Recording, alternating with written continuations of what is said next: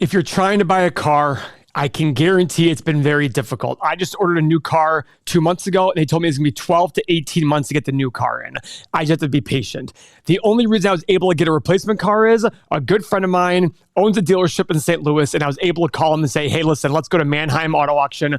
We went to the website right then and there and bought a car, and I overpaid for the car. That is the trend right now. But remember, guys, these things are not permanent trends. You've got to remember that everything goes in cycles. And we've had a hodgepodge of increased demand as well as limited supply due to the fact that these chips and these parts are becoming very hard to find. Yesterday, I was walking through a new house that I bought for myself and my fiance. We were talking about parts for certain things. And they literally said, the part in this device is also used in cars. So they're selling to the car manufacturers first. And this part is literally impossible to find for new homes. And I was just like, what is going on here? So if you look right here, this is the average new listing price at dealerships. 2018, it was around a little under 37. Now it's $46,000. So prices are jumping up like crazy. Now, over time, the average new car price should increase. But here's something else that's interesting, guys.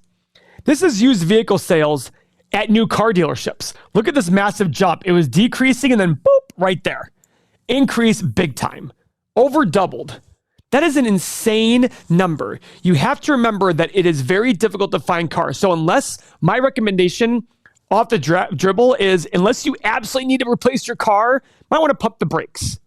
I recently sold 3 of my cars, and I essentially cost me $0 to drive those cars over a 4-year period of time because of how prices had gone up so much. And I was able to sell the cars for at what I paid or more. Can you imagine that? Over a 4-year period of time, 3 cars cost me $0 to own, even after accounting for insurance because of how much more money I got for them. I bought a sports car for myself 3 years ago, 2 years ago, sold it 1 year later for $10,000 more than I paid for it. Come on. This is crazy out there. Now, this isn't just on the high-end market it's all over the board. My friend who owns a dealership in St. Louis, at one point, he had 14 new cars on his lot. When this is a dealership that was selling 200 cars a month, he had 14 new cars on the lot.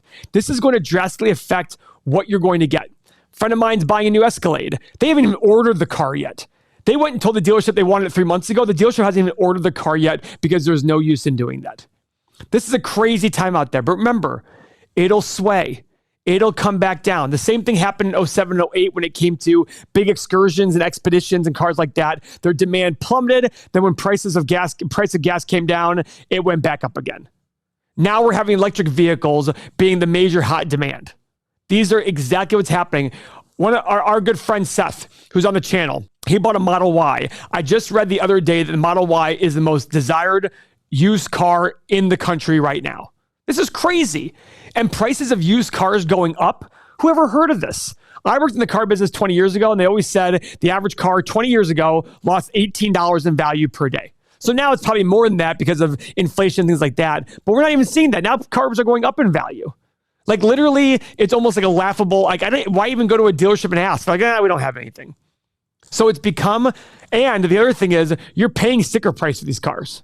You're absolutely, in fact, a lot of dealerships now, when somebody cancels their order, they're now charging $20, $30, $40, $50,000 above MSRP, which I don't know if is really allowed, but they're justifying it by saying, hey, there's no demand, there's no inventory here. We've got to be able to make our money on these things. So I get that. So the most common question I'm going to get is, Paul, I need a new car. What should I do? If you absolutely need a new car to get to work, to pay for your life, first off, if you can find a friend, there's got to be somebody out there who maybe has an extra car. They'll even rent it to you or use Turo or something, or maybe you use Uber for a while. But if you absolutely have to buy a new car, just be ready. You're not, which by the way, I love, no negotiation. You're going to walk in and basically pay exactly what they're asking. And that's okay. Because if you need it, you're going to need it for a long time. It's okay. It's like buying a home. Prices are crazy right now, but if you're able to go buy a home and you have to overpay, but you're going to be in it for the rest of your life, it'll be okay. Same with a car. If you're going to have a car for 5, 7, 8 years and you need it right now, just realize you're going to have to overpay relative to history. And that's fine, because you have to remember that you still need to get to your job, you still need to get to your family, you still need to be able to live your life. And if it means paying a few $1,000s more than you'd like to over a 5, 6, 7-year period, it's not going to matter much in order for you to have the peace of mind knowing that you got a car to be able to help you do those things. If you're new to this channel, I'm Paul. I'm a value investor. I like to look at everything from a long-term perspective. Value investors like to buy on margin of safety. We also like to live on margin of safety. So that same person who's asking me, Paul, what do I need to go overbuy? If you are the person who is responsible and you properly saved and you properly live within your means, you can do that in order to be able to have to go overpay at times. This is the whole approach of life and money. I believe in looking at the psychology of money, just like the book, which is a phenomenal book everybody should read by Morgan Housel. The psychology of money. How do you view money? If you view money as a way of being free and allowing you to do the things that you might need to do right now, you're going to do great. But if you were living well above your means and you were not able to save and all of a sudden you have to buy a new car, it's going to be a problem for you. So if you found this channel, it's probably because you are financially responsible or trying to be financially responsible. Stick with it. Keep watching videos. Understand that you get to make choices every single day about your money. These choices are going to affect how you invest and how you live.